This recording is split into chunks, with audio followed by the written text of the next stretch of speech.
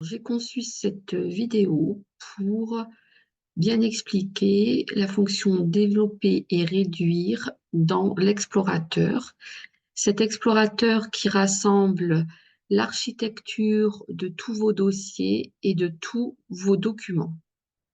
Donc, généralement, d'une version à une autre de Windows, il se présente quasiment de la même manière, où il y a un accès rapide qui rappelle les derniers dossiers, derniers documents qui ont été ouverts, travaillés, visualisés. Ensuite, il y a OneDrive personnel. Là, c'est quand vous avez un drive, donc un cloud sur lequel vous travaillez et qui est installé sur votre ordinateur. Ensuite, vous avez ce PC qui rassemble tous les dossiers de cet ordinateur-là. Windows C qui est le disque dur. Moi, j'ai un deuxième disque dur qui s'appelle Lenovo D. Ici, c'est mon espace de travail. Aujourd'hui, sur cet ordinateur, il n'y en a qu'un seul. Mon espace de travail qui est sur clé USB et que vous pouvez retrouver ici. D'ailleurs, vous allez voir, si j'enlève ma clé USB, cet espace de travail va disparaître. Vous n'avez plus que le premier disque dur et le second disque dur. Si je remets ma clé USB, vous allez voir, cet espace de travail va réapparaître. Et pour terminer, le réseau, ça c'est quand vous avez généralement c'est les entreprises, c'est un serveur interne qui rassemble plusieurs ordinateurs. Alors moi, ce qui m'intéresse ici de vous présenter, c'est le développer et le réduire dans l'explorateur. C'est-à-dire que là, vous avez un espace visuel qui vous donne les différents dossiers qui apparaissent ici et les périphériques et les lecteurs. Vous avez ces petites coches ici. Eh bien, c'est ce qui va permettre de développer ou de réduire. Par exemple, je vais cliquer sur cette coche-là, ça va réduire le dossier. Je vais cliquer ici, ça va le réduire. C'est-à-dire que l'élément visuellement va disparaître, mais il est toujours présent.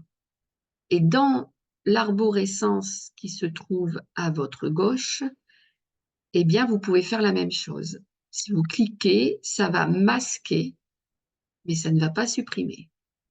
On masque les éléments. Pourquoi c'est utile de savoir ces fonctions-là? C'est parce que ça ne charge pas l'écran.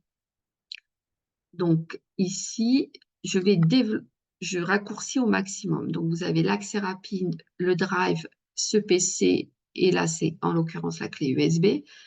Là, je vais développer et vous voyez que la petite coche s'oriente vers le bas.